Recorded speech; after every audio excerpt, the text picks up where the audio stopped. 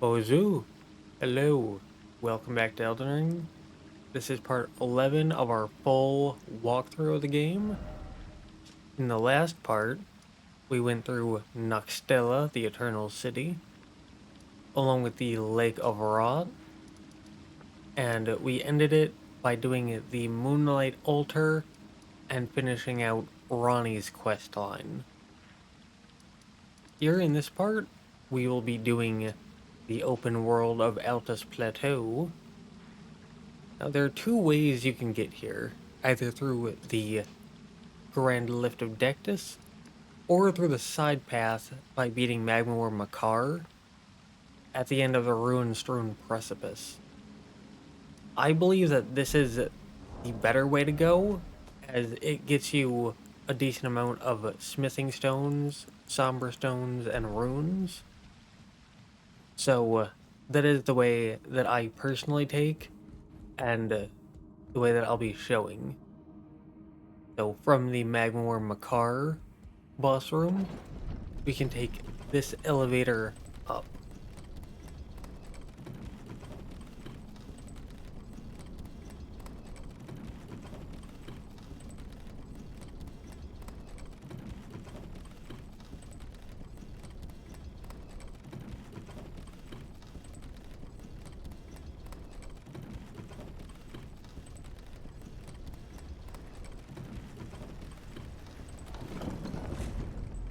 At the top, we will get the name drop for Altus Plateau, and we will immediately find a site of grace. From there, we can head west, following this little pathway here.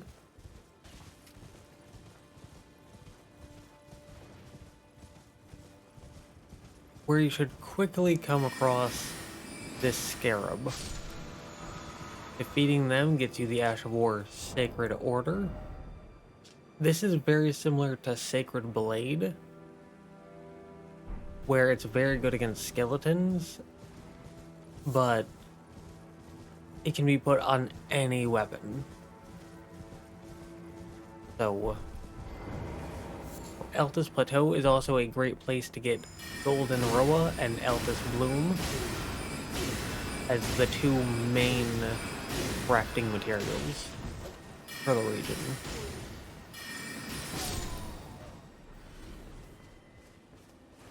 Now you can head into these ruins, where you should pretty quickly find this Omen Killer enemy.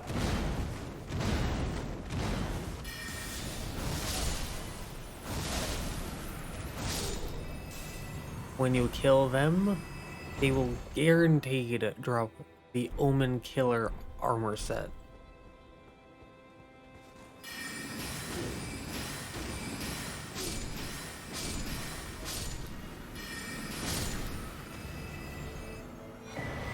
Just beyond them, you can get a perfume bottle, along with the ability to craft spark and uplifting aromatics.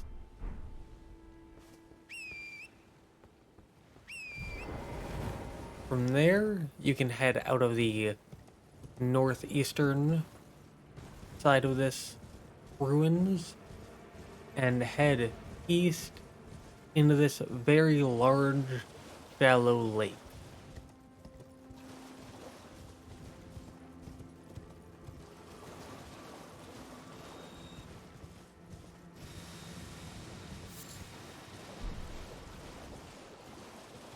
If you just keep heading forward, and at the far end of the lake, near these Trina's lilies and Golden Roa, you should find a cave entrance.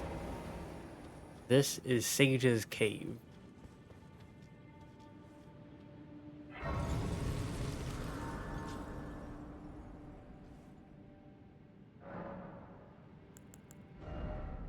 Heading in, you may want to throw Sacred Order onto your weapon, as this place mostly contains skeletons.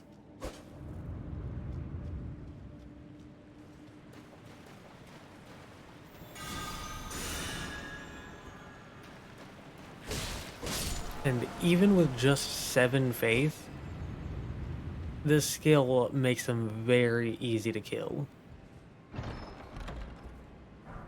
Here you can get a Lost Ash of War.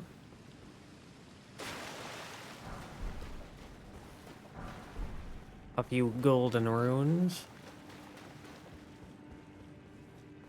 And continuing on, this room right here can be pretty dangerous, as there are 2 enemies with crossbows, and this great axe enemy that has much more health and poise.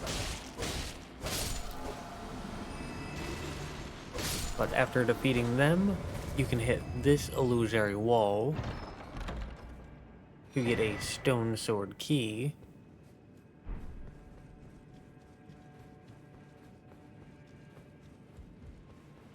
Then moving on, you can take a jump over here, and on the left side, there will be an illusory wall where you can get the raptor's black feathers. This is a chest piece that strengthens jump attacks.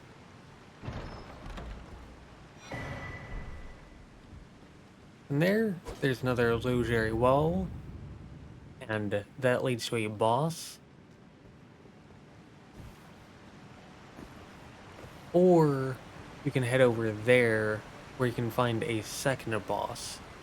So we don't care for either of those, so we're just going to leave. So I will state, the first boss is an NPC with a few snail enemies. Defeating him gets you a flail that has some intelligence scaling with a somewhat unique skill, very similar to Rancor Call. And the second boss is an invisible black knife that gets you a talisman. Not really useful though. But with that being said, we can head out of the cave and move straight forward, loosely sticking to the left side.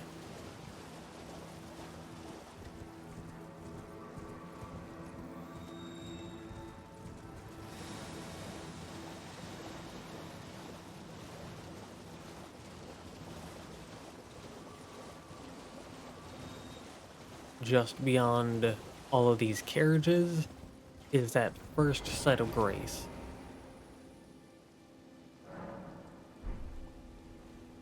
From here, right as you hit dry land, you can take a jump up here to the left, where there will be a smithing stone 5. Then you can start making your way up the dirt path off to the northeast to get the ruler's mask and robe. Then continuing to head up, you will spot the dragon Lansseax. You can run past them if you want, or you can fight them. If you fight them, they'll run away after taking a bit of damage, and you can find them somewhere else later in the area, and they will have lost a bit of health.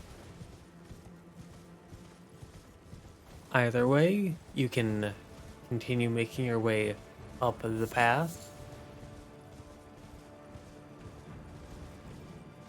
where you'll find your next site of grace.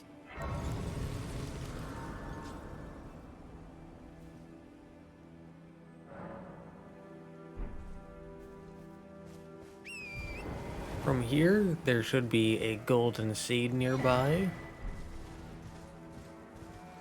Then head down and to the left, where you should spot this little lake with a bunch of dead trees. Loading in the air is a scarab that gets you the Ash of War Blood Blade. You If you're running a melee build, don't worry, as it will drop down onto the ground once you get close enough. But continuing on, once you see these two enemies, you can take a slight left, where you'll see the entrance to a tunnel. Spending 2 stone sword keys allows you to enter the old Altus Tunnel.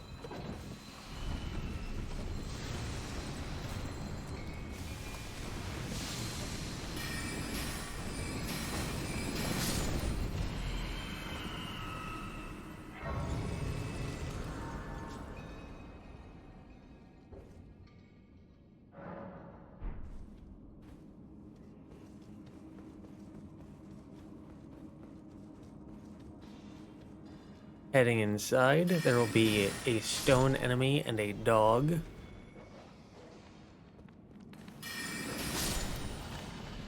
So take care of them. Then you can safely pick up a smithing stone 5 and head into the main room. Off to the right, there will be a ladder that you can climb up to bring you into a side room.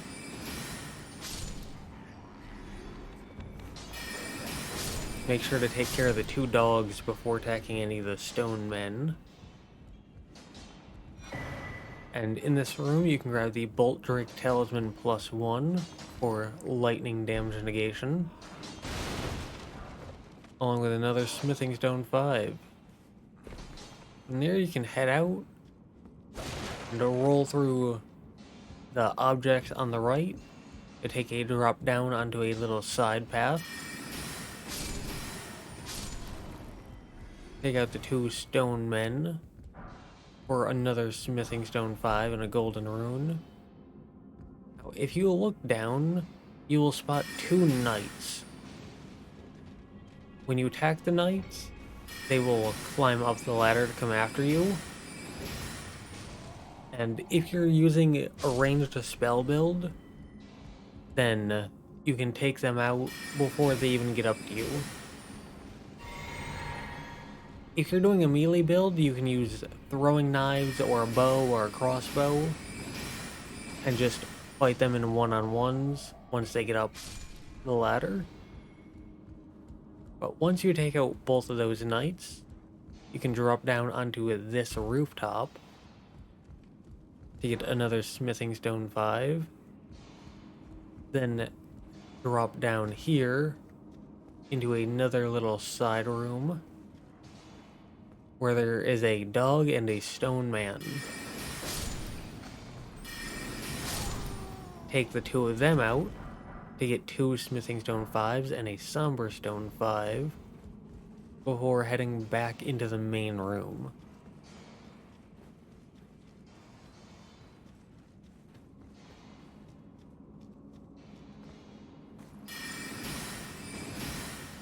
Here there will be a normal soldier, 2 dogs, and a stone man. Take all of them out and you are safe to loot this room. Having a Summer Stone 4, the Troll's Hammer, a Strength Faith-based Colossal Weapon with some fire damage, a Smithing Stone 5,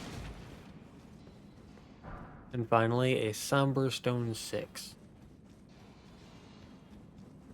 From there, you can head into the final room containing the boss.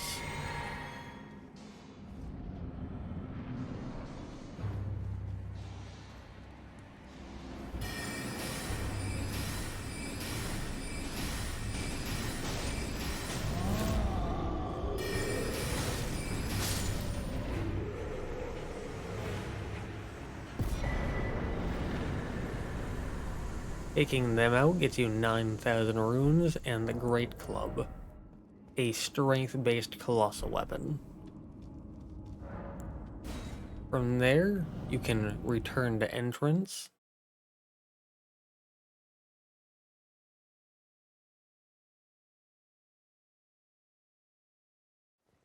This will teleport you back to the very beginning and at the top of the elevator, where you can then head out and take a left.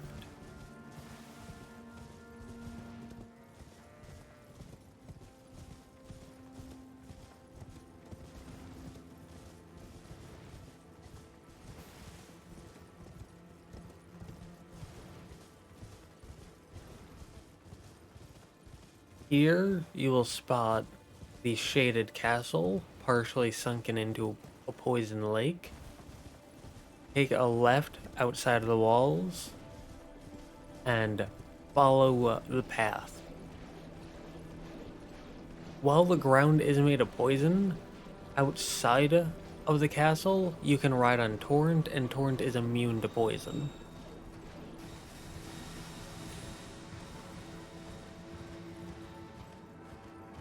At the end of the poison path and to the left, you should find this hostile NPC.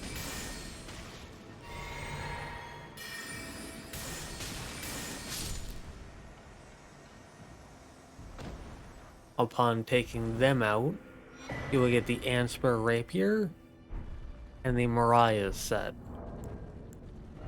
The weapon is a quality thrusting sword with innate Scarlet Rot buildup, and it can be infused, allowing you to put other status conditions like Bleed or Frost onto it.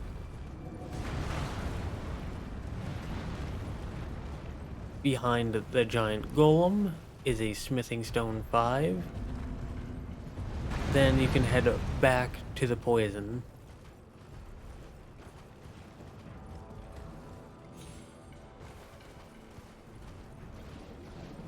And you can just follow the path.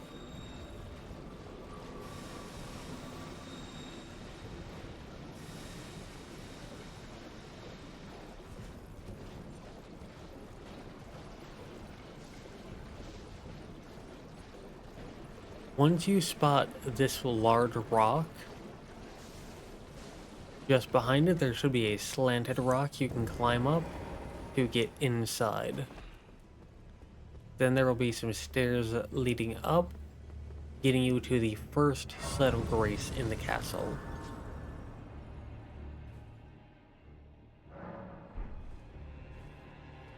From there, you can drop down where the ladder is, and start making your way straight forward.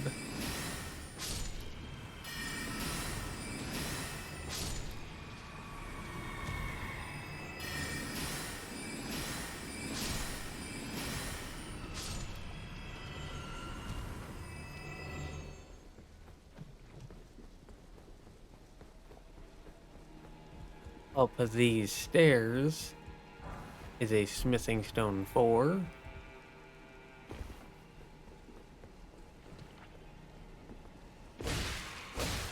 And on this little patch of dry land is a ladder that we will be coming back to. For now, head northwest.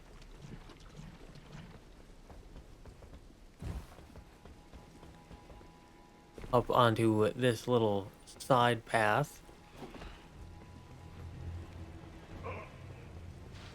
where at the very end there will be a Miranda Blossom, and tucked just behind them is a Smithing Stone 5.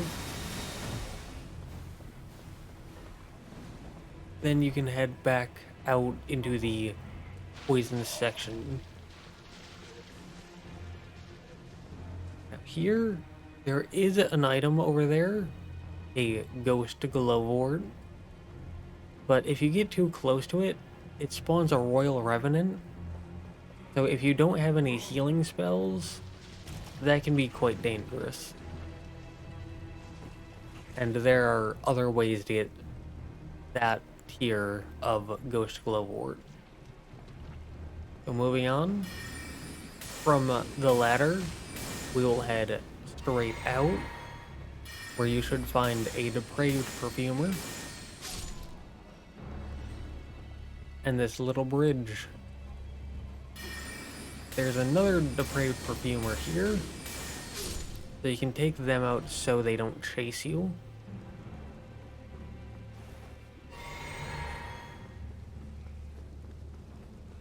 Now, once you get to here, watch out because there is an enemy on the right that will try to grab you.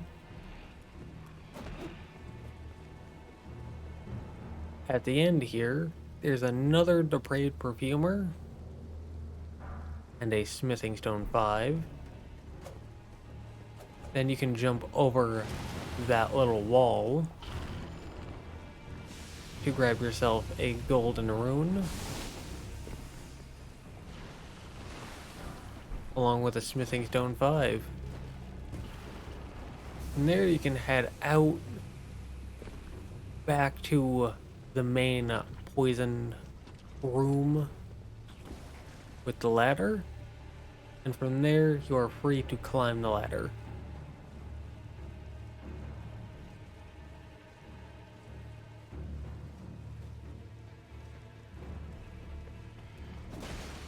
Head down and take a left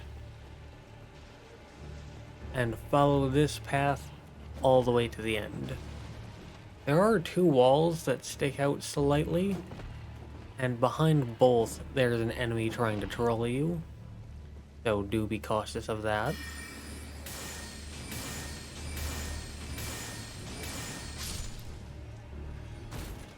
But just behind that clean rot knight, you can get the Valkyrie's prosthesis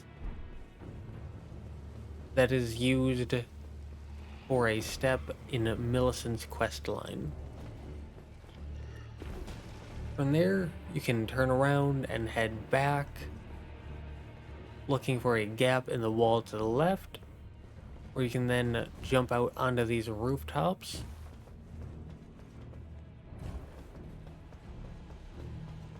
Make it onto this little section where you'll find the second site of grace in the castle.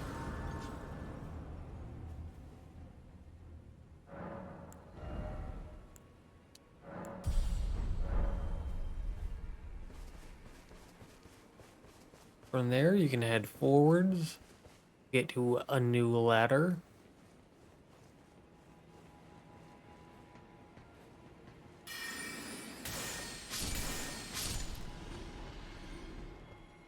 In here, there's an enemy hiding behind the wall, waiting to attack. So do be cautious of that. There's also a page in this room.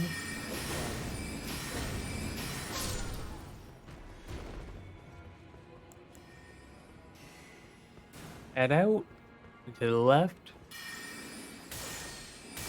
and on this little bridge section, there will be a clean rot knight that loves to throw projectiles.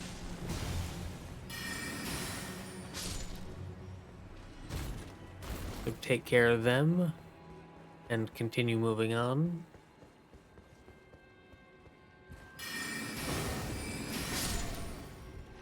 There will be a page at the top of these stairs that loves to start the fight off by shooting at you.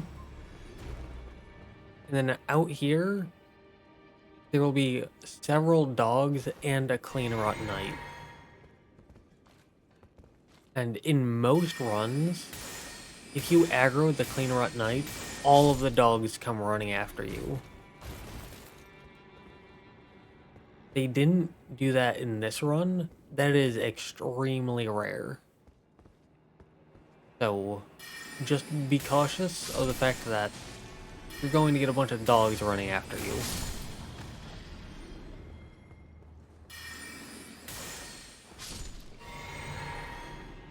But after taking all of them out, you can safely pick up that smithing stone 5. And then on the other side of the room, there'll be a shortcut ladder you can kick down.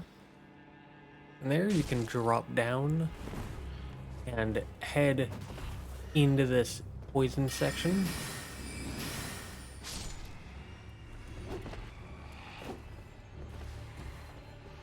Take care of all of these little enemies, as they will fire projectiles at you as you're climbing the next ladder.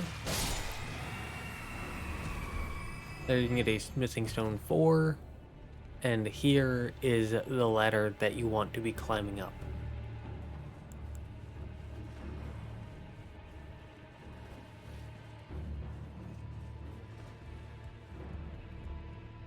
At the top, there's one enemy that way, and 2 this way.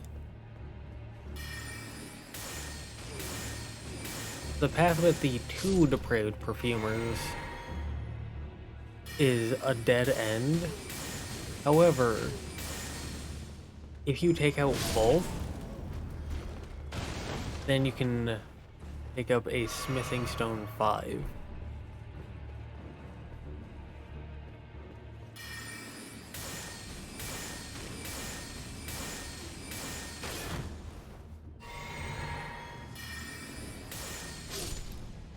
The path with the 1 perfumer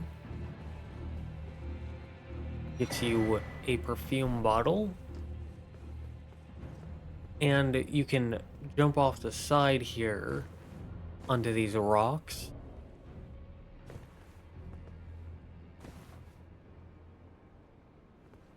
And you want to look for this spot with the tree branches, where you can get a stone sword key. From there, you can teleport back to the inner gate side of Grace.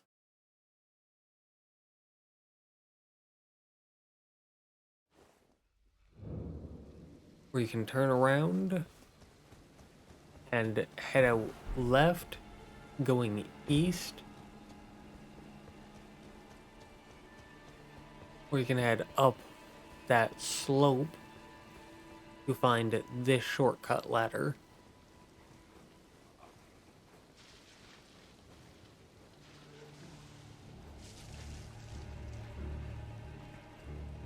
From there, you want to crouch and head into this first room on the left.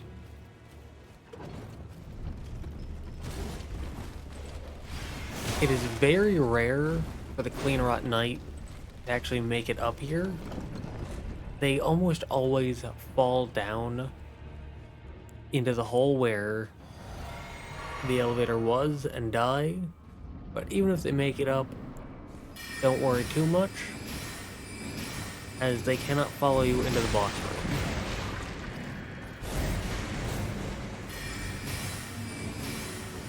This being Elmer of the Briar. So, good luck. Hopefully you've gotten plenty of experience fighting them from Night Rain.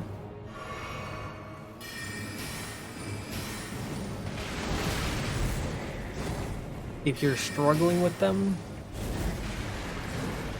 a piece of advice that I would give is stick close and use Impaling Thrust, as that does a good job of making them not use those hard to dodge magic attacks. And Impaling Thrust does good damage and stance damage.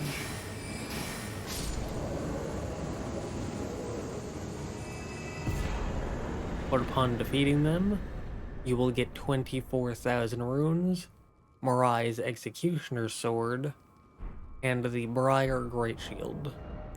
With the sword being a Strength Arcane Greatsword with a unique, powerful skill.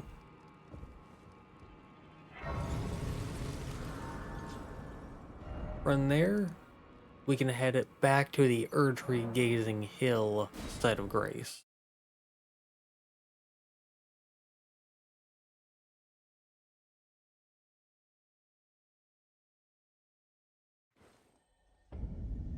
Where we can look to the left and head slightly up this hill to find Millicent.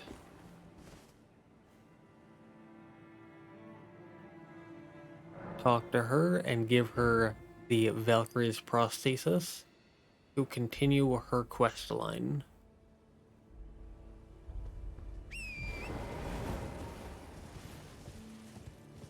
From there, follow this pathway down towards this large encampment, but don't go inside. Instead, stick to the left of all of those spikes.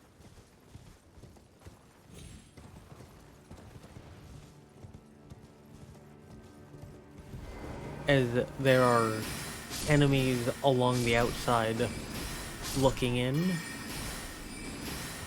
with giant ballistas. And if you head in, they will shoot you. So you want to head around, taking out the 3 ballistas, and then heading in. Inside, there are 2 large carriages with a chest. The first getting you Troll's Golden Sword, a quality colossal sword.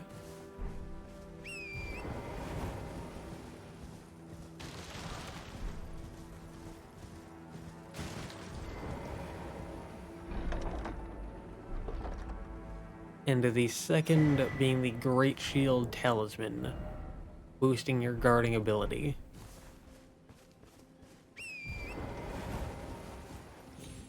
From there, you can head south out of the encampment. There are some thick trees, but you'll know that you're in the right place once you see this cave-like opening.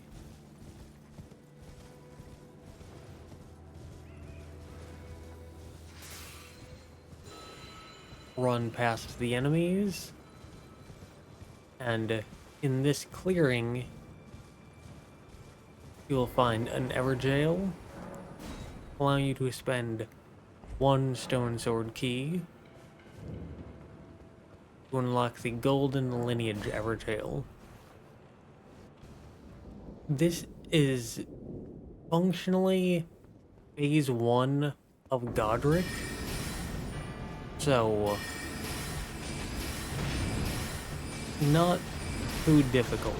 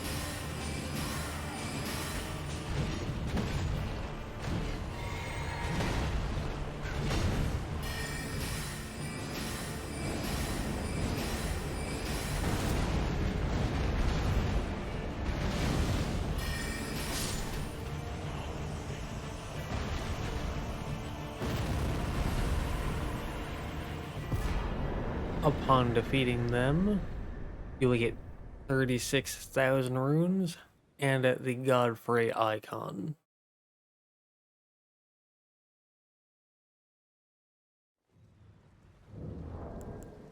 This enhances charged spells and skills. From there, you should be able to look 1 tick to the left of west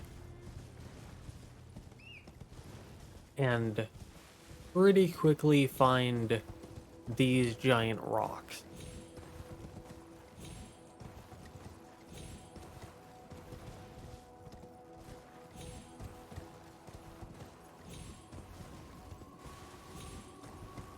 At the top, you should spot this being the Grand Lift of Dectus, which is where you would spawn if you took that. But just run straight past those 2 golems, where you should spot this site of grace.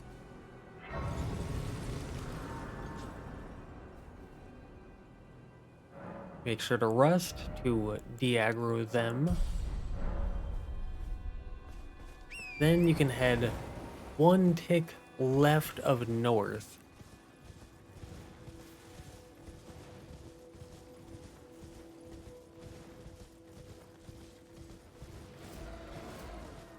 And before too long, you should spot these ruins.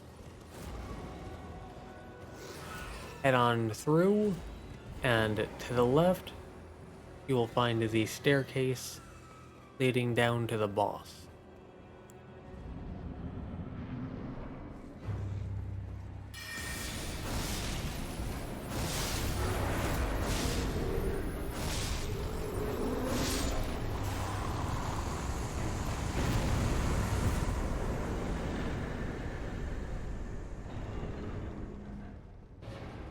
Taking them out gets you access to the Ritual Sword Talisman, boosting your attack power when your HP is at maximum. From there, you can head to the Altus Plateau Site of Grace.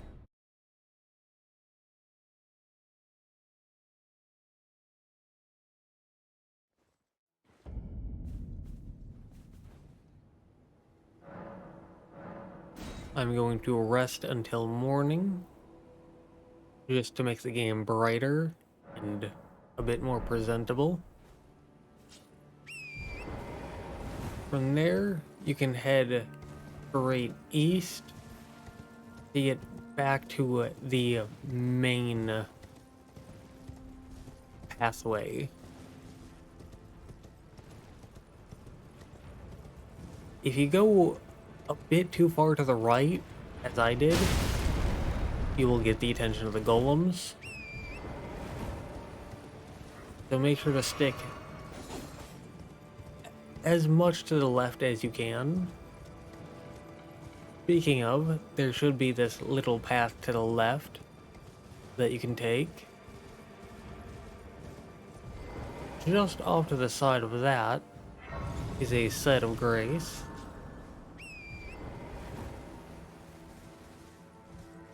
Then on the other side of that path should be a golden seed if you didn't pick it up when we came here before for the Amber Starlight. Just a little beyond that is the map for the central section of Altus.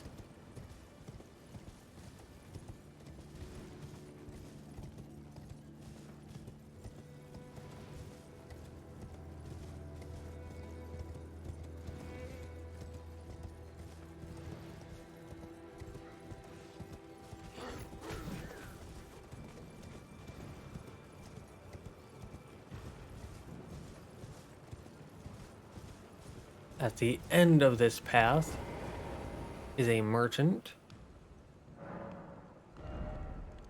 From them you can purchase a few stone sword keys, the ability to craft lightning pots, a serviceable medium shield, a serviceable great shield, and a serviceable chest piece, if you want. From there, you can grab this Site of Grace, and then head down the broken bridge.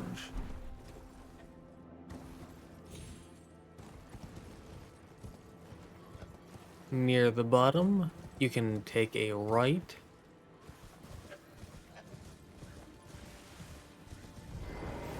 and nearby, you should spot a minor Erdtree with this colossal worm face.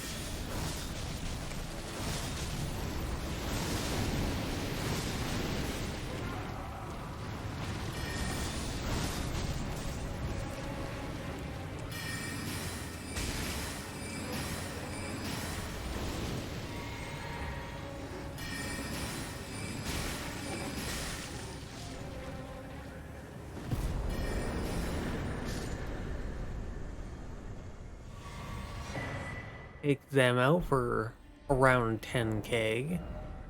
And the Speckled Hard tier. Healing status just once, so it is refillable.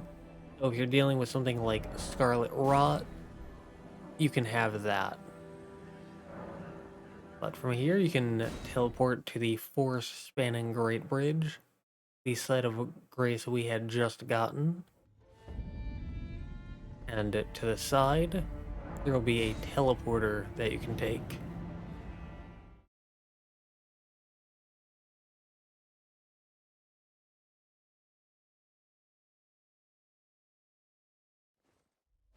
This brings you to the other side of the Great Bridge, so you can turn around and head to the end of this end of it,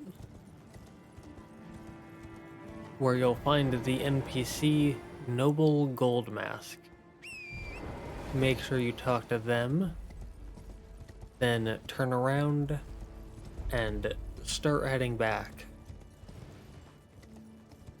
At the end of the bridge, you can take a left, and slightly up this hill,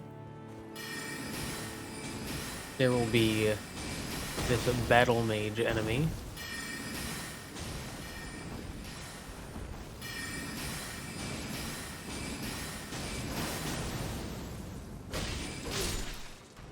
Taking them out for the first time guarantees that you get the battle mage armor set, with the headpiece increasing your strength and intelligence stats by 2 points each to the detriment of FP. From there, you can head towards the northern windmill,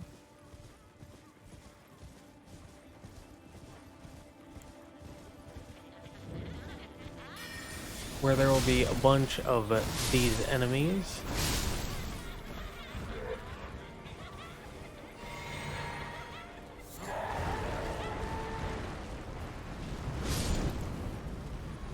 They are protecting the Twinned Knight Sword and the Noble's Traveling Set. From there, you can head south and get on this main path, heading southeast.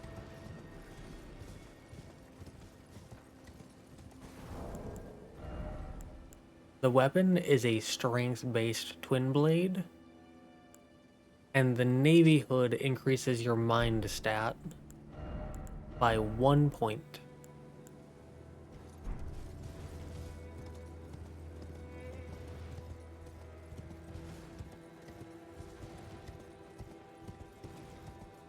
Continuing on, when you see this collection of rocks, you can take a left to make it into the Windmill Village, where there will be a site of grace right away.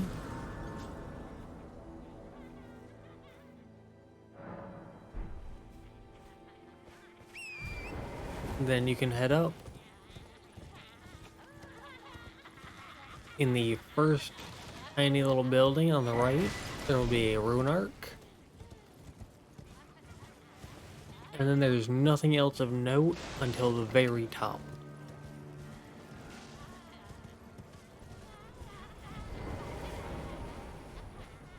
Here you should spot a summon sign for Millicent.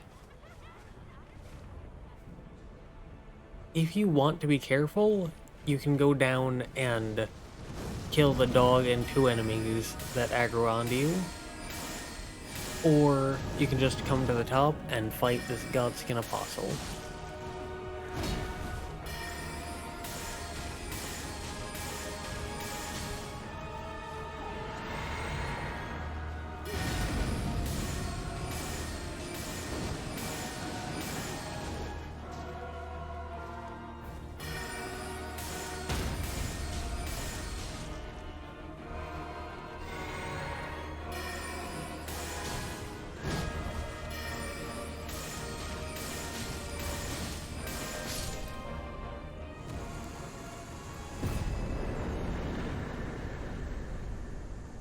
Upon killing them, you will get 14,000 runes, the Godskin Peeler, and Scouring Black Flame. The The peeler being a dexterity-based twin blade, and Scouring Black Flame being an incantation. And if you saw the summon sign for Millicent, then upon resting, she should be here, and you can talk to her to continue her quest. Now, if you want, you can kill her for a very good talisman. So that is up to you. From there, we are going to mark the junction side of Grace, then head back to the Round Table Hold.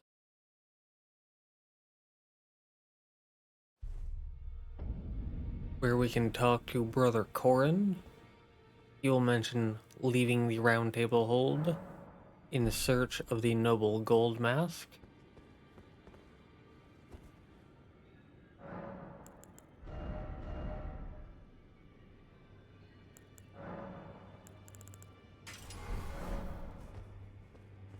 If you have a second or third weapon that you've not upgraded in a bit, this is a good time to do that.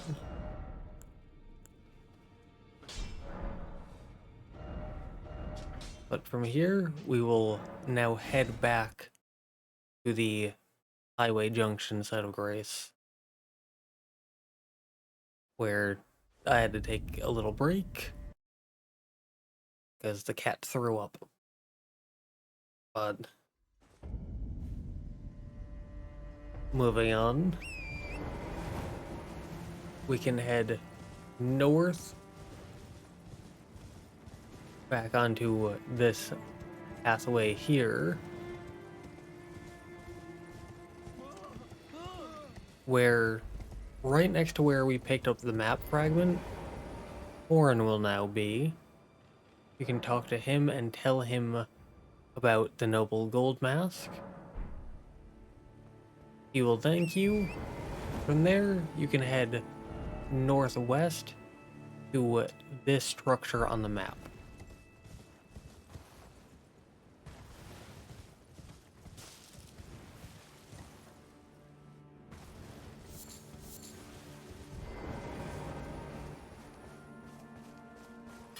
Make sure to kill the 2 dogs. Then head inside the church. Talk to Yura, and he will die, giving you the Nagakiba, a very long-ranged katana. And from there, you'll be invaded by Eleonora. You can grab this sacred tear.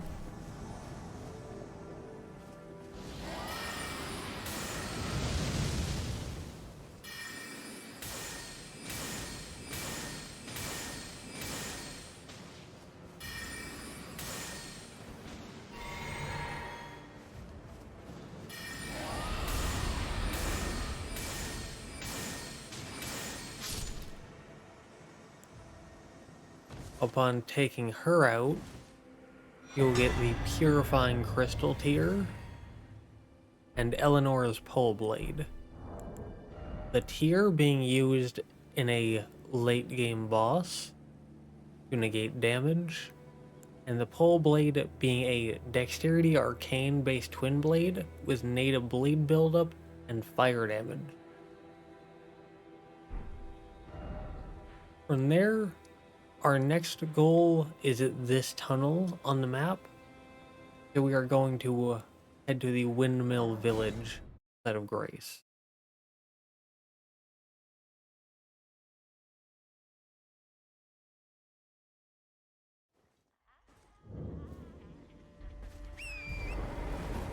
Turn around and head downhill.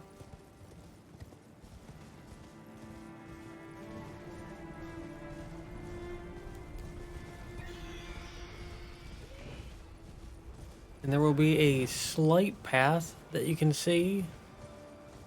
If you just continue following that, you should somewhat quickly run into this golden seed. From there, you can look southeast.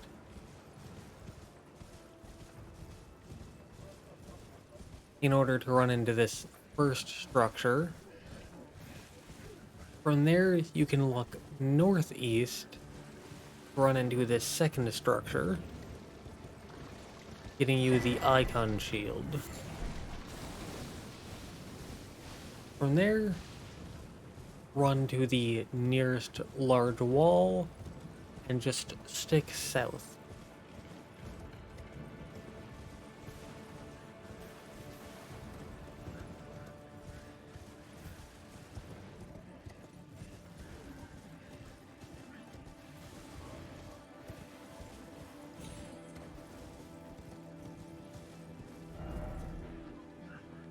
This little set of ruins here on the map has the staircase going down below ground that every ruin has. This one gets you Wrath of Gold. If you're familiar with Dark Souls, this is Wrath of the Gods. And the icon shield is a serviceable enough great shield that gets you 3 HP per second passively.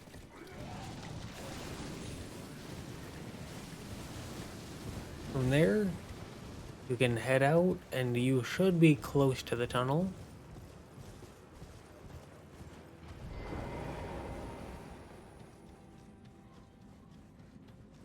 So you can head in and take the elevator down.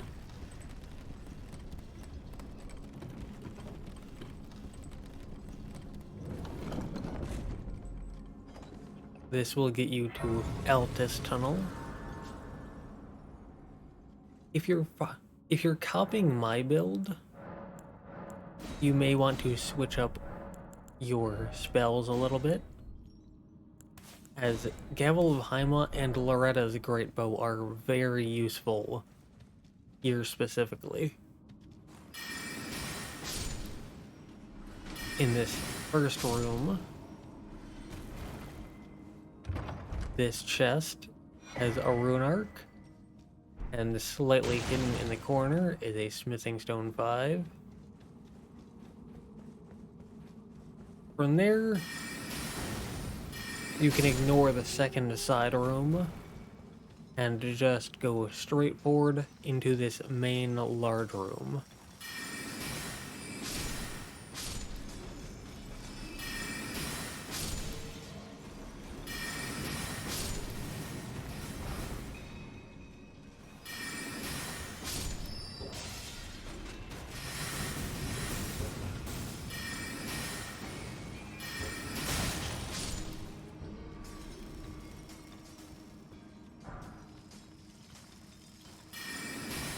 Where on the ground floor you can pick up another 3 smithing stone 5.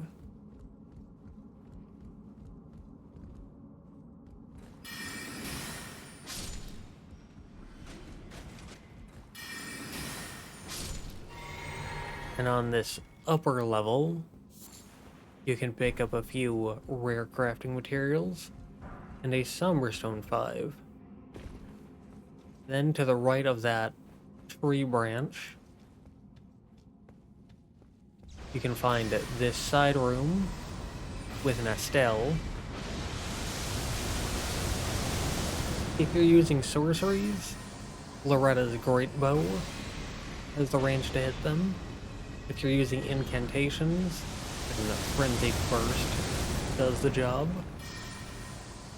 If you're a melee build, if you've upgraded a bow or a crossbow, that can maybe do the job.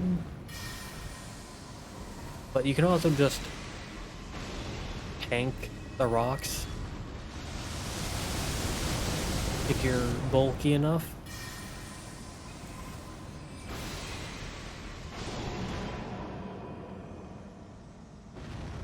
The reason we're here is to jump down onto this route and take it all the way up here to get the Arsenal Charm +1. This is a talisman that raises equip load. So if you're familiar with Dark Souls, this is Hovel's Ring. Continuing on, we can get a Smithing Stone 5.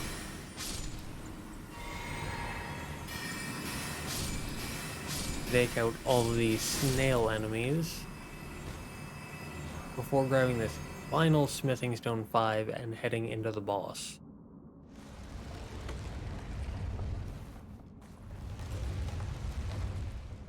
Where we will find 2 crystallions. If you're using sorceries, Gavel of Haima. If timed properly, every use of it can flatten them, and after 4 uses, they get stance broken.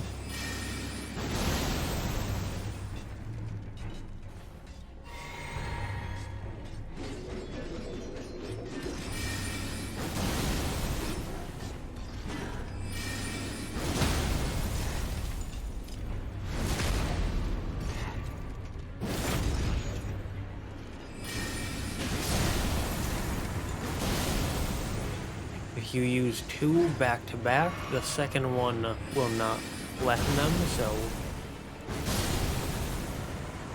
do be cautious of that. But beating them gets you Somberstone Miner's Bell Bearing 2, allowing you to purchase Somber Smithing Stones 3 and 4.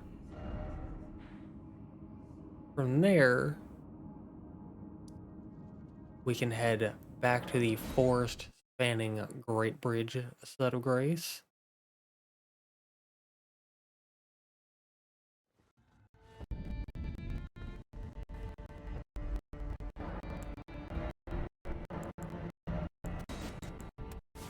Where if you changed your spells, you can change them back. And then you can take this teleporter to the other side of the bridge.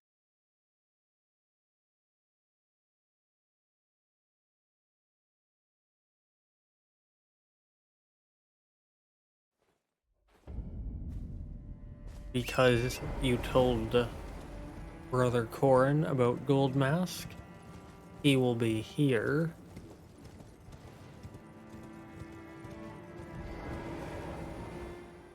Talking to him here gets you some more dialogue and gets you the option to buy Great Heal, a stronger version of the previous heals, and Discus of Light, a very FP efficient ranged spell. So you can get that if you want.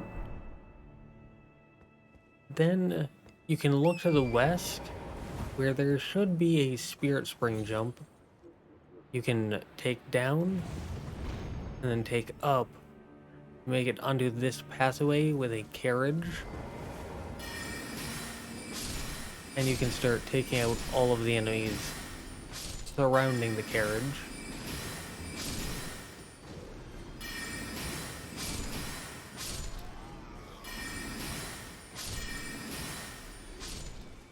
Now there is this Mad Pumpkinhead that may be looking your way, but there's plenty of these bushes and foliage that you can use to sneak around them.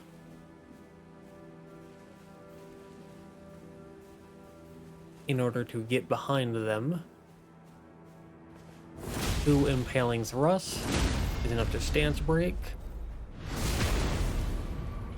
and that's enough to kill.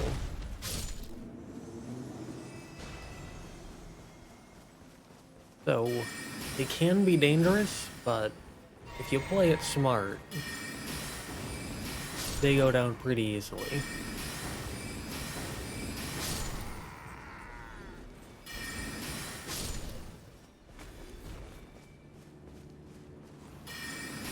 After you take out all of the enemies around the carriage, you can open the chest to get the Great Stars. This is a quality Great Hammer with negative bleed buildup, and it can be infused, making it a very popular weapon. From there, just a little bit forwards, you should be able to find the Writhe Blood Ruins. On the left side of it, you should spot this little red summon sign, allowing you to invade Magnus the Beastclaw, an NPC.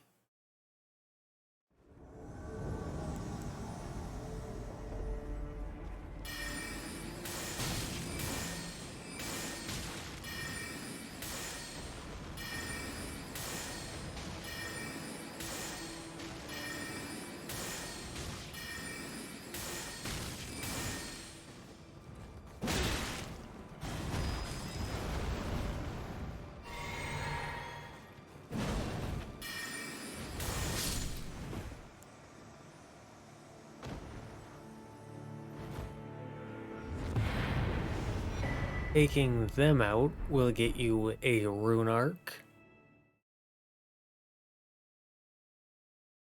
But more importantly, it will get you a second copy of Great Stars and a Somberstone 6. But even more importantly, it is used to progress Vare's quest. Something we will be doing a bit later. For now, take out the group of dogs around here. Then head through this doorway.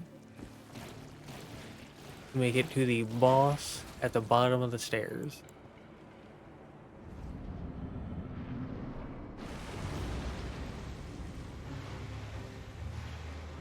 This being a Sanguine Noble. A glorified enemy with a health bar. So because it's more of a normal enemy than a boss, they are quite easy to take out. And defeating them gets you the Bloody Hellas. A dexterity arcane based heavy thrusting sword with bleed buildup and a unique, slightly powerful skill.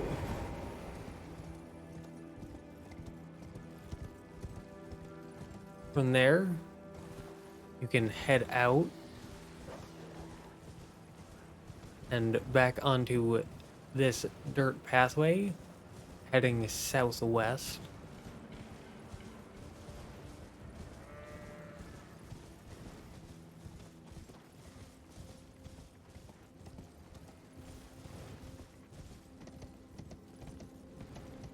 Where across this bridge, you'll make it to Met Gelmir and get this set of grace.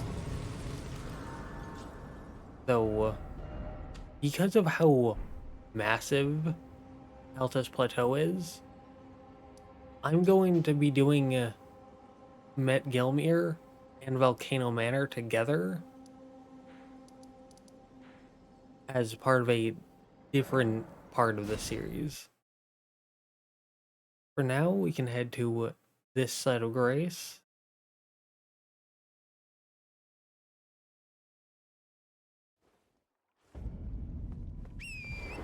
And head straight west to make it to the Rose Church.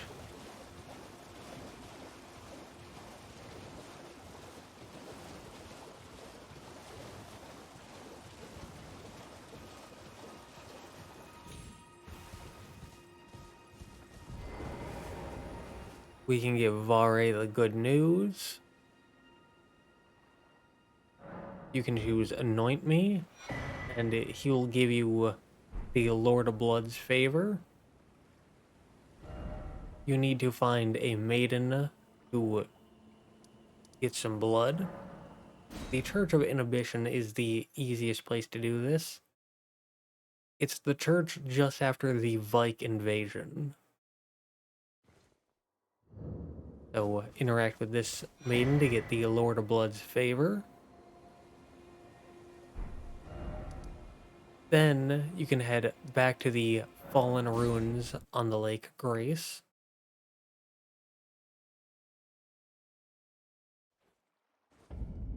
And once more, head straight west to make it back to the Rose Church.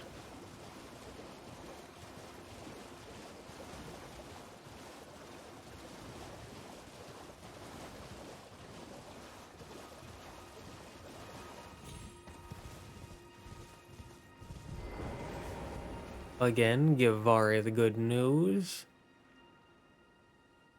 And you can offer your finger.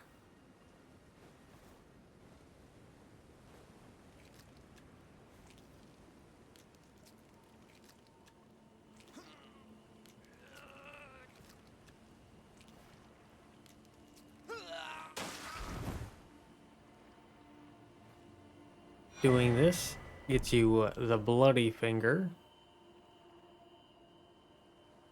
and the Pure Blood Knight's Medal.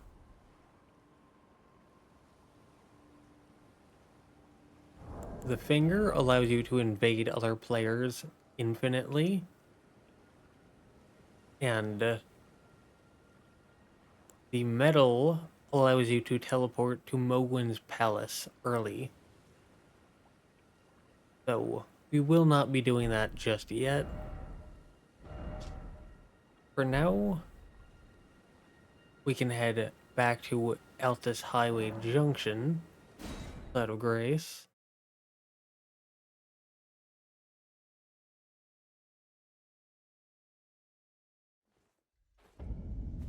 If you rest at the Side of Grace at any point, Buck the Seamster will show up. Though the main reason we're here is to head to the right of this colossal staircase.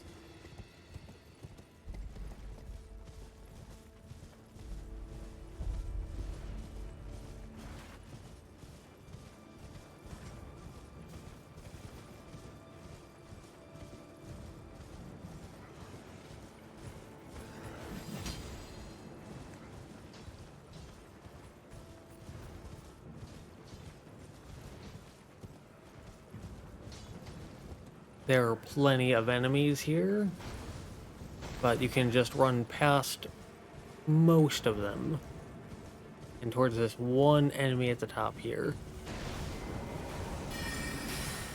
Though there are two of these meteorite throwing enemies that may chase you up, so you can kill the two of them if you want, just to be safe, before heading to this Falling Star Beast boss.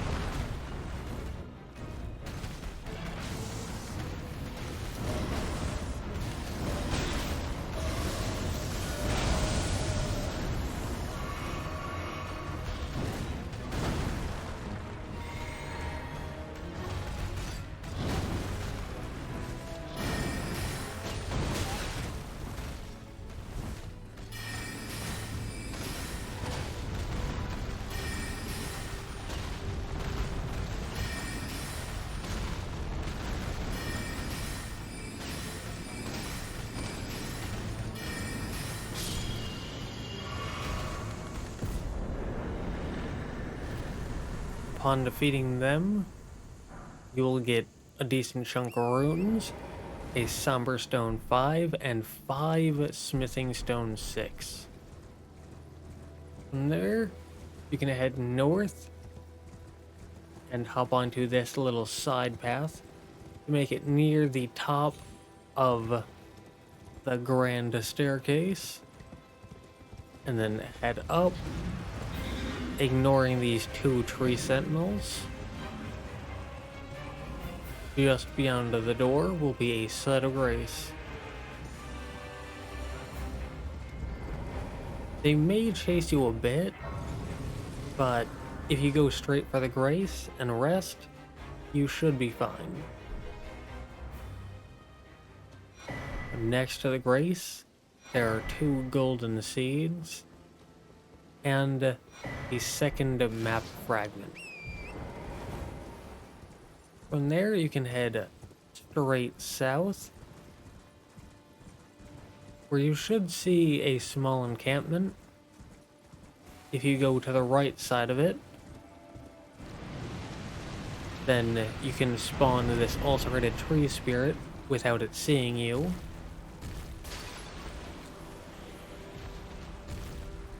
Up over its tail, you get access to the giant crusher. This is a strength-based colossal weapon. From there, you can fight the ulcerated tree spirit.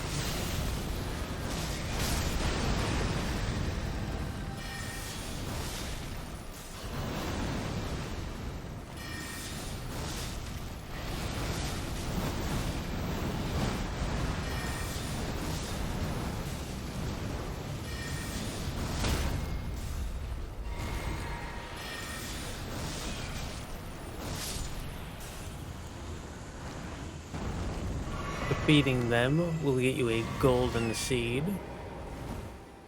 From there, you can head east to go up these rocks and start making your way up this hill towards this broken down church.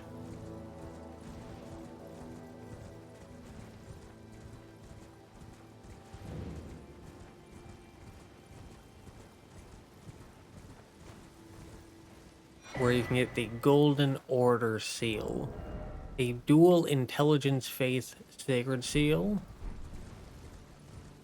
And from there you can start making your way down the hill.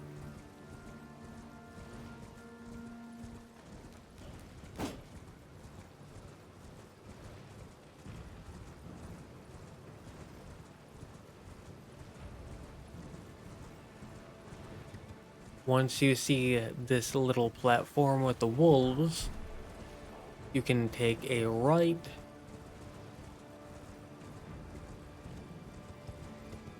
as your goal is this slope downwards.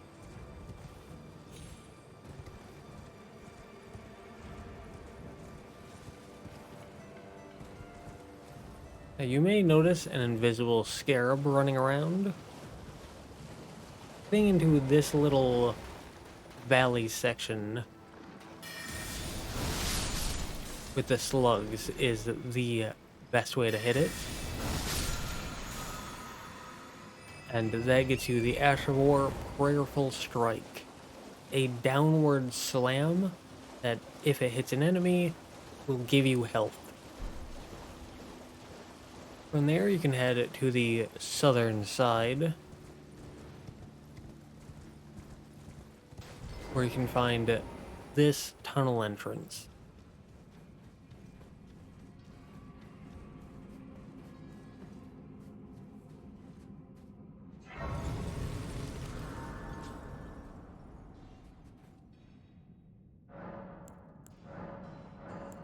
From here, you should be able to get another flask.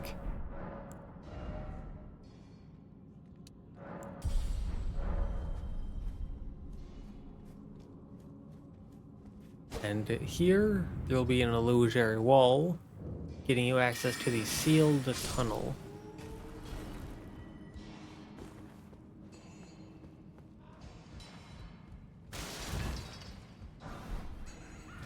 There is a vulgar militiaman here, acting as a small trap.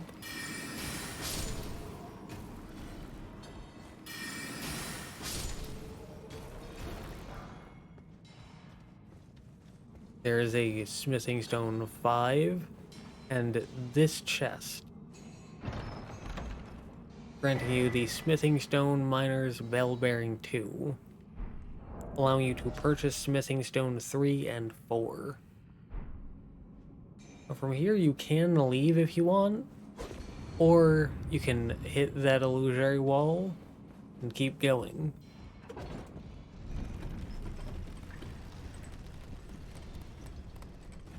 Here, there will be a Smithing Stone 5.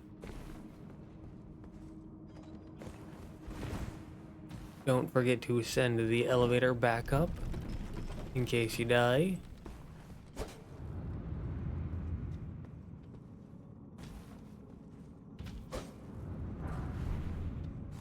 And in this room, there are 5 somewhat hidden vulgar militiamen that will attack you when you drop down. So, if you have a ranged spell build, you can take all of them out before dropping down to make things just a little bit safer. In this little side hallway, there's a vulgar militiaman protecting a stone sword key. Now, if you drop down to the bottom of this room, there will be an Iron Maiden and one of these stone statues that you need a large enemy to break for you. 2 plus 2 does in fact equal 4. And once you have them break that for you, you are free to take them out.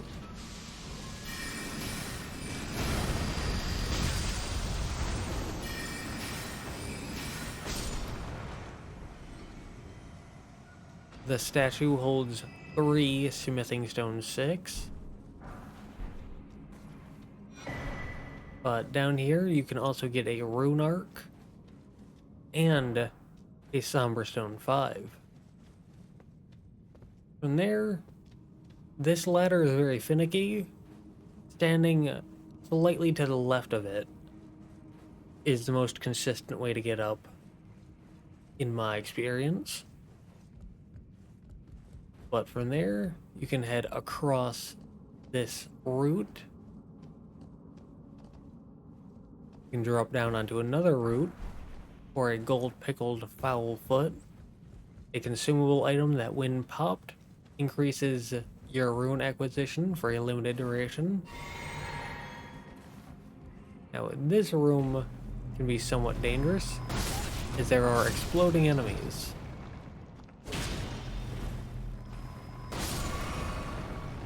But in here, you can get a Smithing Stone 5. Just keep moving forwards. At the end of this room, you can take them out prematurely. Then, you can head up these stairs. And you can hit these 2 and back off in order to avoid a trap.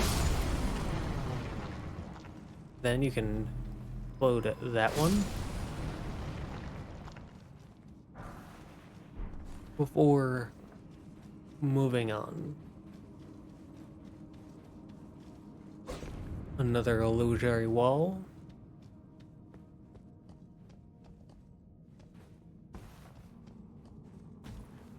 And here, the final Smithing Stone 5.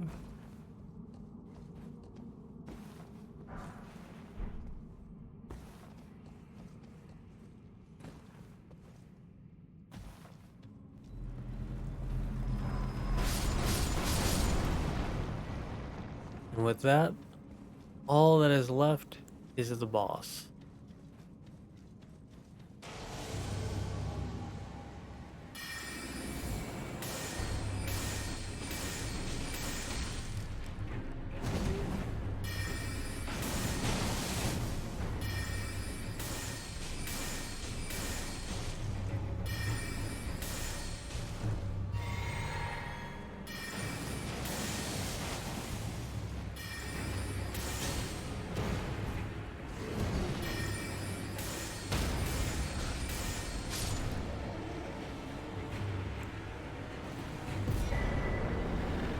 Taking them out gets you 16,000 runes, and the Onyx Lord's Greatsword.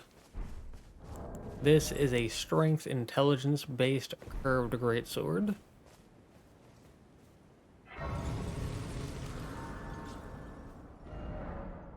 And from there, you can head to the Phantom Tree side of Grace.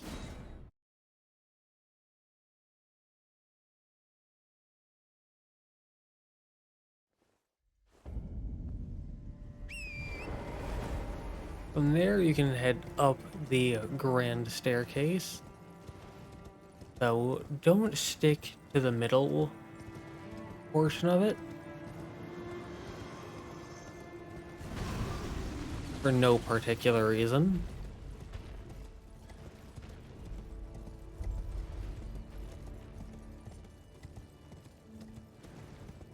So at the top of these stairs,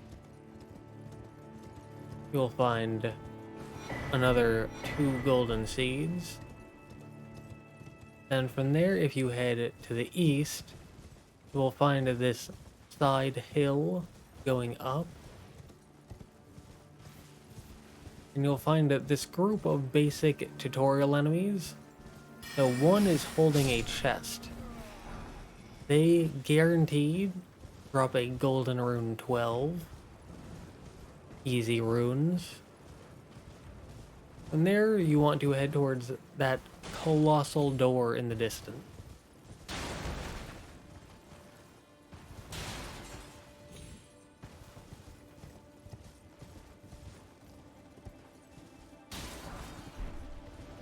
So before you get to it, there is a golden rune 7 and a set of grace that you can pick up.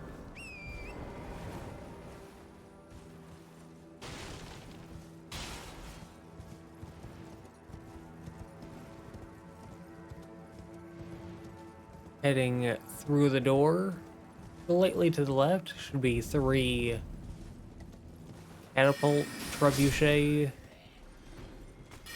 whatever the difference is. Take out all 3, then head towards the direction that they were pointed. There is a 4th one, but the 4th one won't hit you. So just grab this golden seed, then head southwest to get to the dirt path, and take that to the left.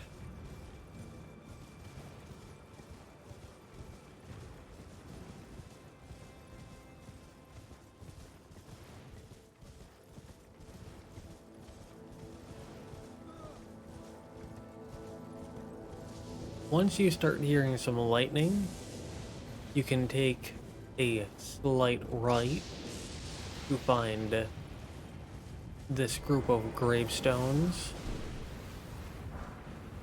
There are some small Miranda blossoms around that will try to poison you, so they're not very dangerous.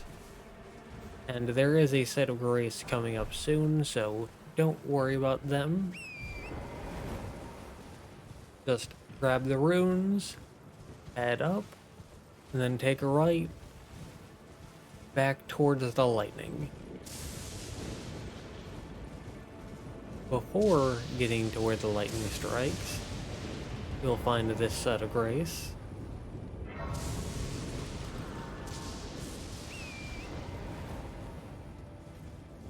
Then you can move where the lightning strikes. And there should be a path to the left, so you can take that.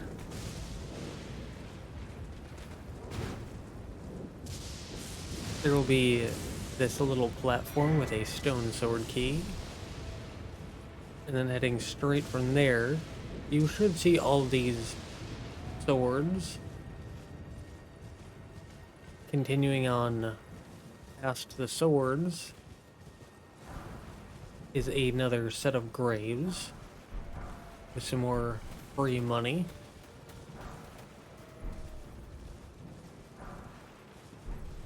And close to those is a broken down church.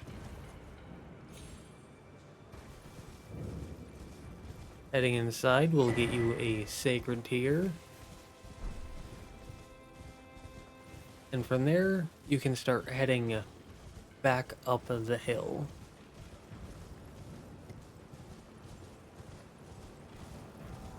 Near the swords, just stick to the right side.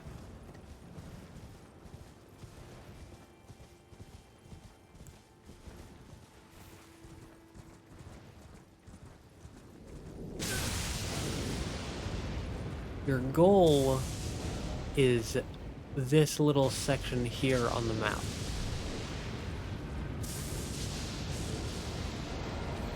Once you get up here, you'll find the ancient dragon Lansseax, the one we saw at the beginning but who ran away.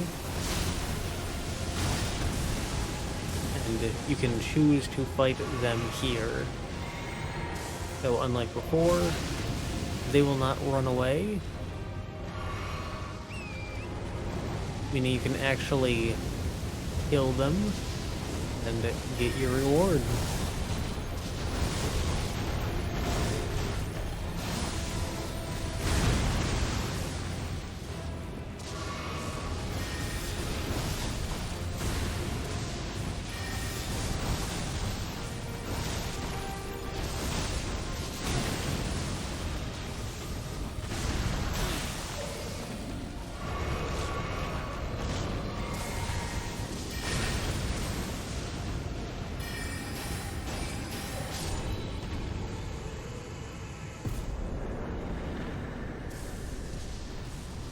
Being 60,000 and Lansseax's glaive, a decent enough incantation. From there you can head to the Rampart side path side of grace.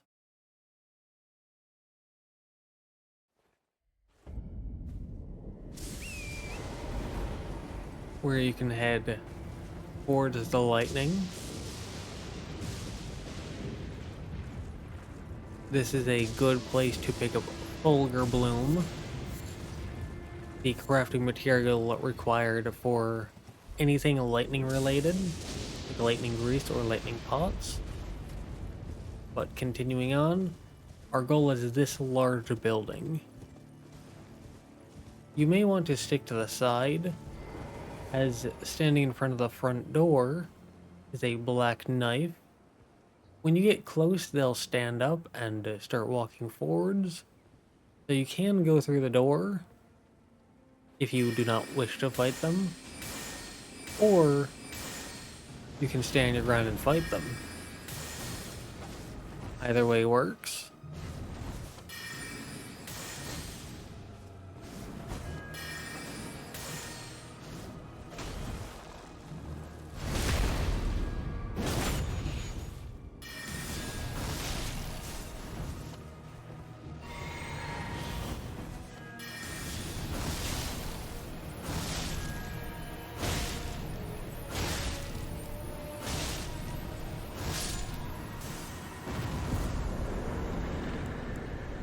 Defeating them gets you 10,000 runes and the black knife.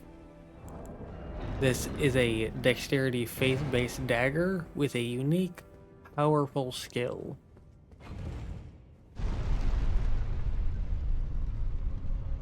Heading inside, you can take this elevator down.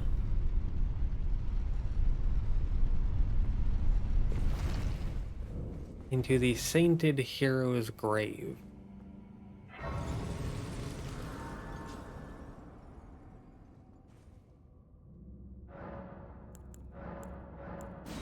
By now you can probably upgrade your flasks and possibly level up as well.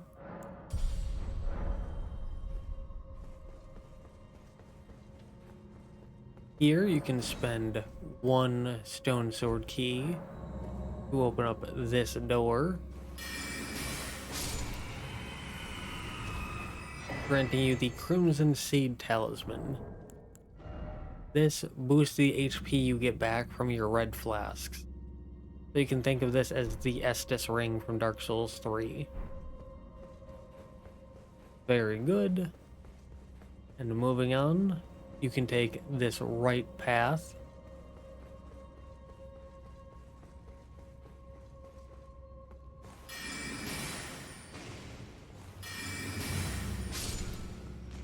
Here you'll see this golden circle of light. And here you'll see a shadow enemy. As always, 2 plus 2 does in fact equal 4.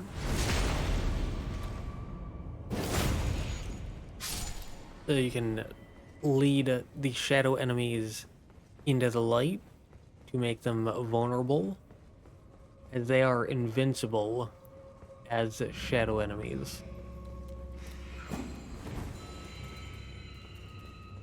So lead them to the light, they will get stunned, allowing you to get a free critical.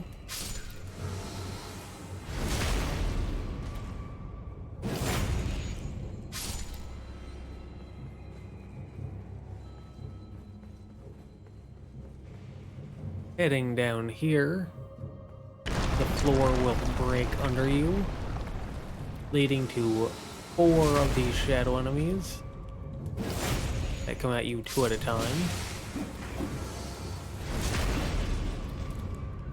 So you will not be able to critical hit all of them.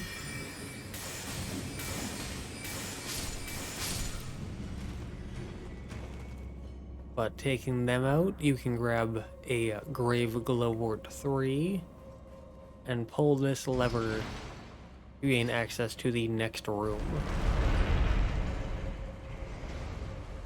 Here there are these giant saws that slam down.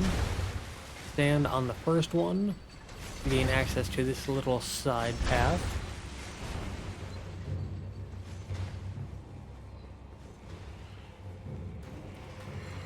Heading up here, you can spend 1 stone sword key to get a Grave Glowwort 5, and far more importantly, the Dragon Crest Shield Talisman +1. From there you can head up and drop down here. Dragon Crest Shield Talisman boosts your physical damage negation. If you're familiar with Dark Souls, this is the Ring of Steel Protection. Here you can grab the Leyndell Soldier Ashes, and this is where the ground broke below you, so you can turn around and just leave if you want. Though, if you want, you can also drop down and continue heading through the rest of this area. So I will state now, out of all of the places where I say you can just leave, this is the place with the least amount of goodies. So if you're going to leave in any of the places, this would be the one to leave.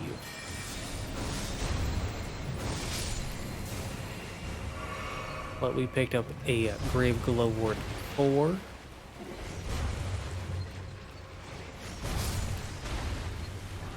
And here, there's a ladder we can climb up.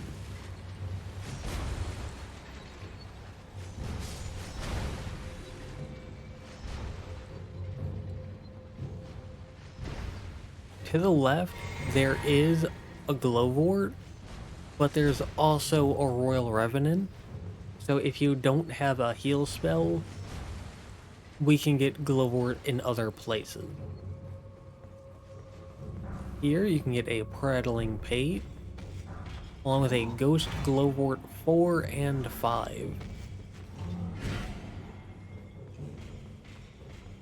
And from there, you can head back down these stairs to this little bridge, where we can drop down and head south to head up those stairs. As this Shadow Duelist needs to be taken out in order to gain access to the boss. they do tend to get very shy right at this final room.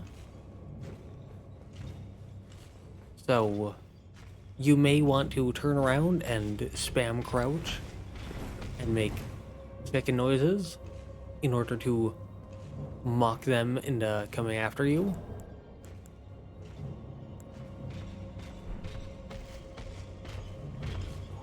However you do it, once they enter the light, they can be attacked.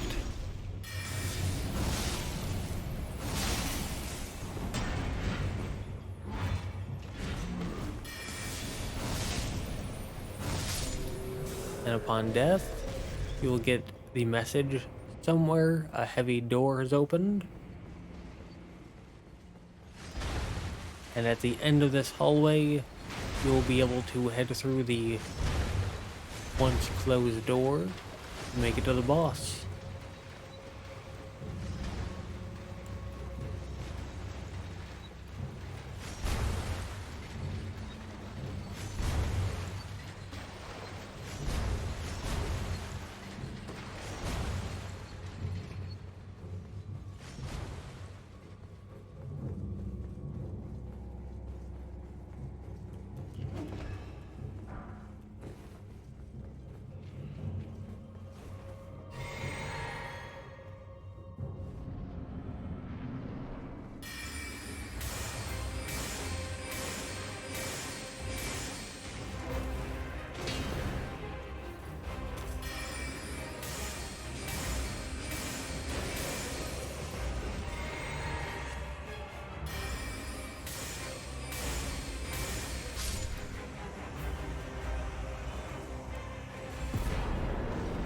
Upon taking them out, you'll get 20,000 runes and a spirit ash.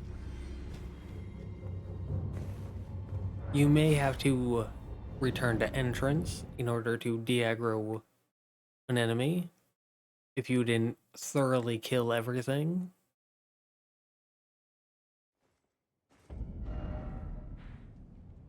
From there, you can head to the outer wall battleground set of grace.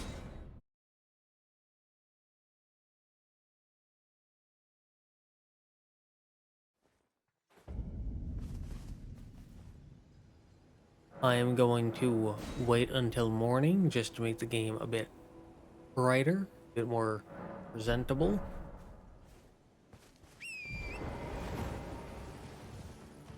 Then we are going to head east.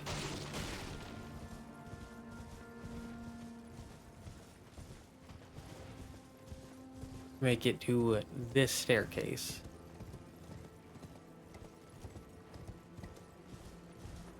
Head up, and then follow the path to the left.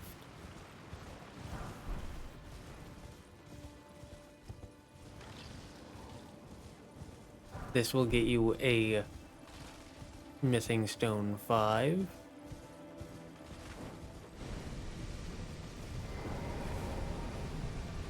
And a site of grace.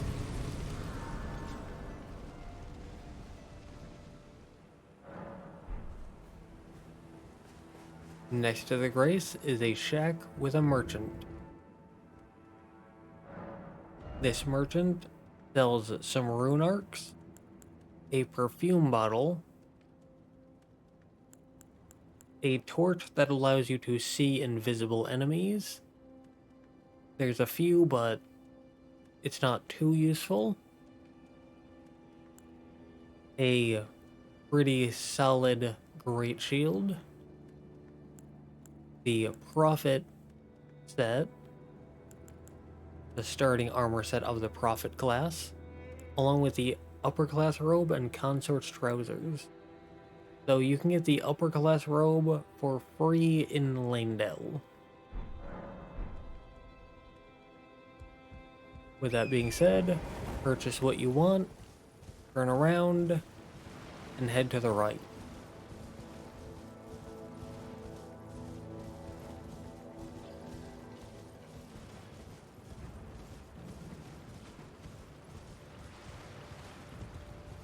Once you get to here, you can head to the left, up over this hill, and then take another left. Our goal is a somewhat difficult to see minor Erd tree.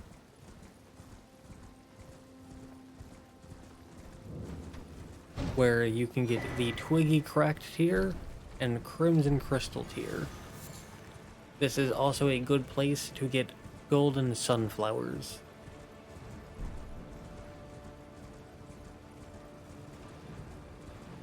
From there, you can just head southwest until you get onto this dirt path and stick to the right in order to head down this hill.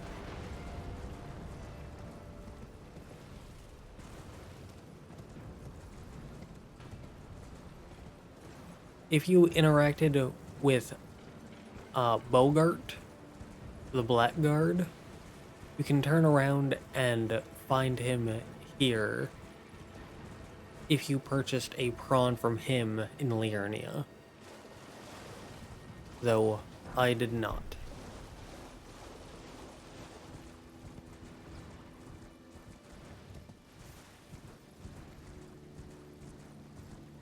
If you're struggling to find that hill, then you can open the map and pin roughly this location, as that will lead you down here. Then you can head forwards through this narrow section.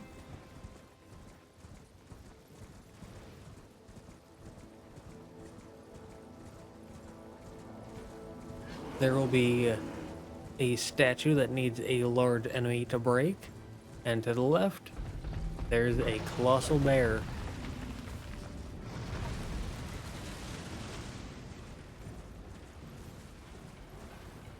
As always, 2 + 2 = 4, so have them break that, grab the 2 smithing stone 6, then head into this large building.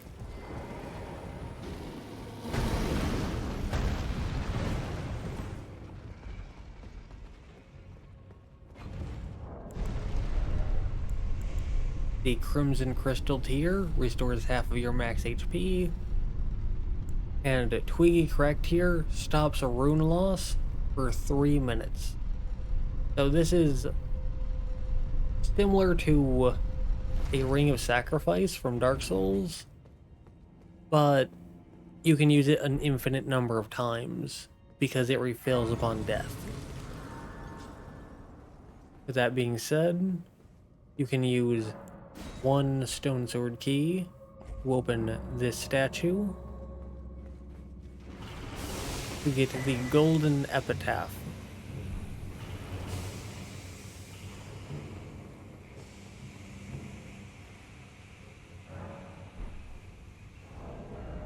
That is a strength, dexterity, faith-based straight sword with a unique skill that is very similar to Sacred Order, but it also applies to nearby allies, making it very good against skeletons and other forms of undead, like the Deathrite birds.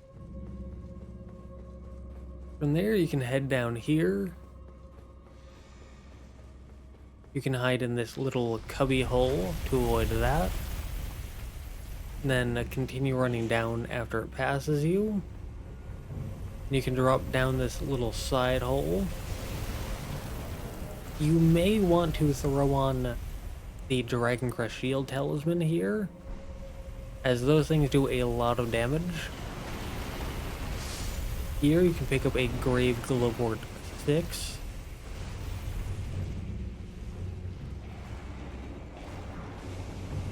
You can get a Ghost Glowwort 5, along with a Grave Glowwort 5.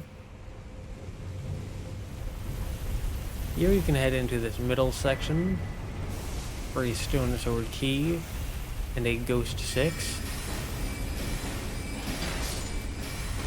Do be careful, as basilisks may be able to follow you. And there's a skeleton here.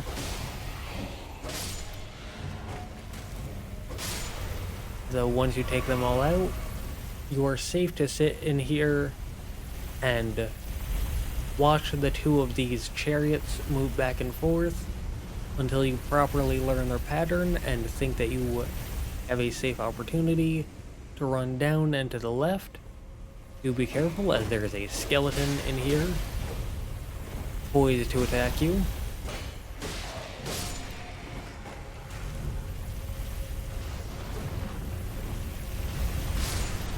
But once you take them out,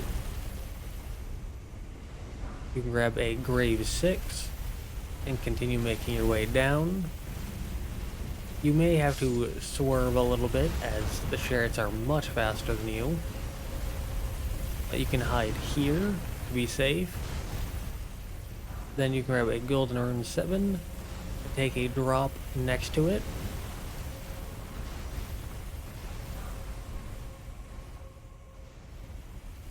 The drops are precise and a bit scary, but they're not overly difficult.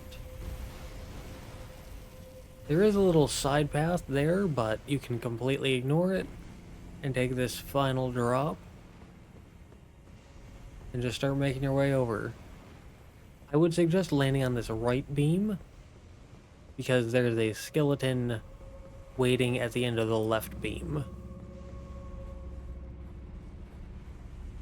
From there, you can take this ladder up, and this is where you really want the Dragon Crest Shield Talisman, as there is a new chariot here.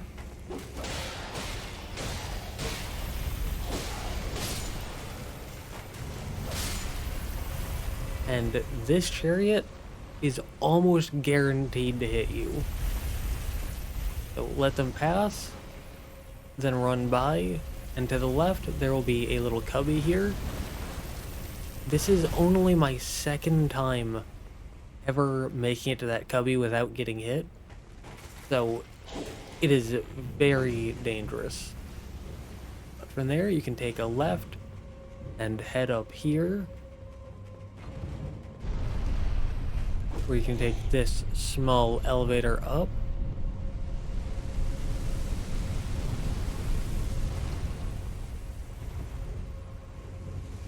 There is this pillar breathing fire at you. Take it one step at a time. You want to hide in that side cubby. From there, you want to hit it, and the fire will start breathing in this direction instead.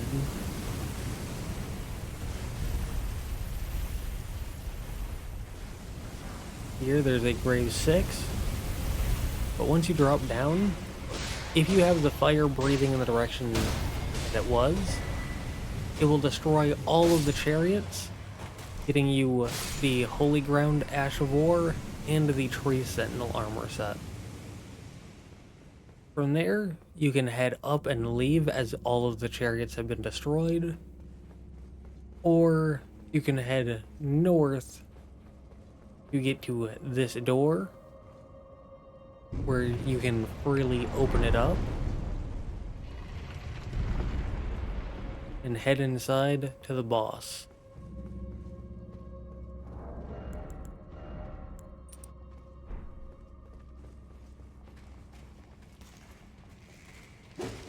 So, do be warned that this boss is a duo Crucible Knight.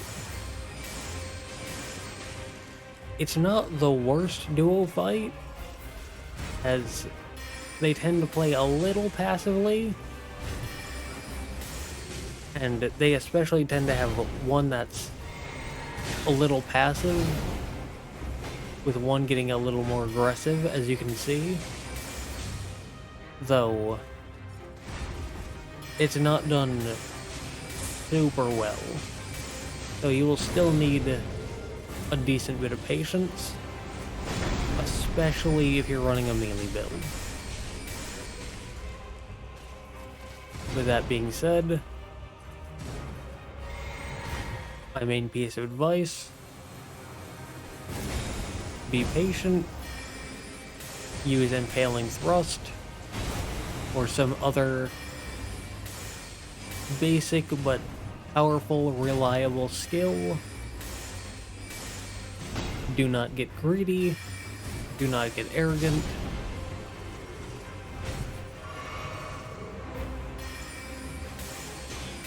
And you should be able to win this before too long.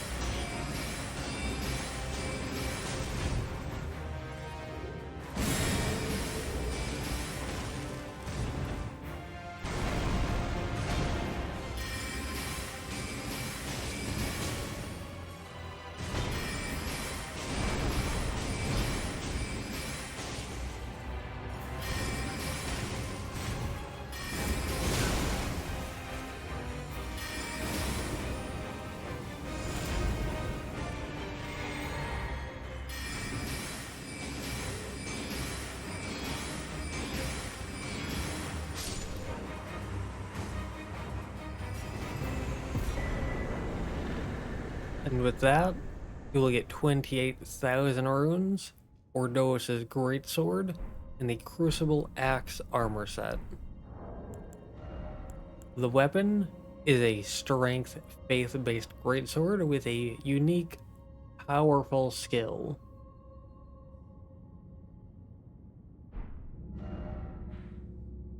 From here, you can teleport back to the Auriza Hero Grave Sled of Grace, the place that we are currently in.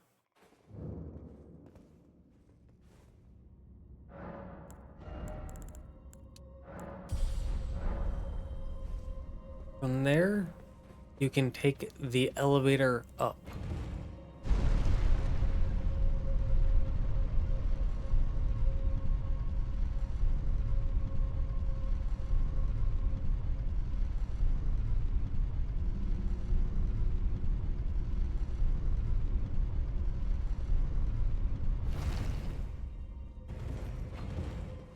You can send it back down in case you died.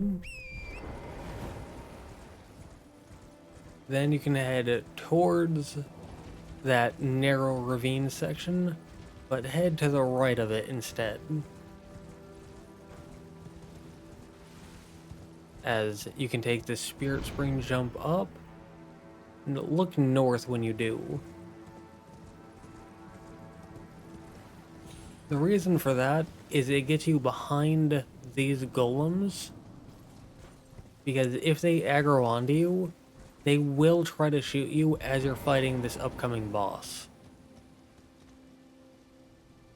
So here you can summon Greathorned Tragoth and Millicent to help you out, as this is a pretty difficult boss for newer players.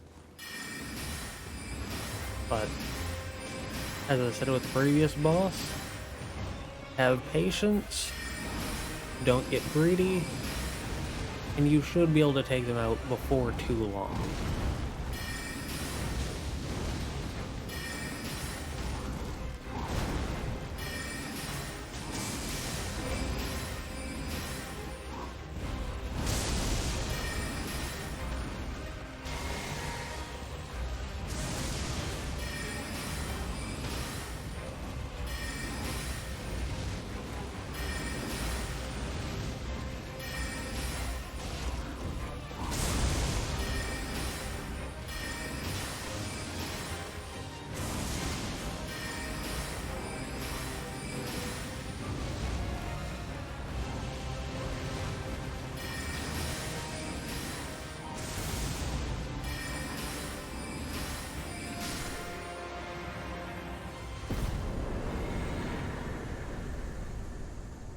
Upon defeating them, you will get 50,000 runes, the Dragon Great Claw, and the Dragon Claw Shield,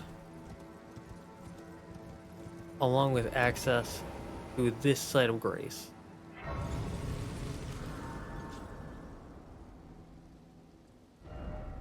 Now, this leads you into Landel, the royal capital, but considering we did Stormvale Castle and Rhylicaria as their own parts because they were so large, and Landel is even larger than them, we are going to be doing Landel as its own part. Same thing with Lower Metgelmir, Upper Metgelmir, and Volcano Manor. We're actually going to be doing those three combined in the next part. Just because this part is so long already. But with that being said, that was everything in this part. We took out all of open world Altus outside of the two Metgelmir halves.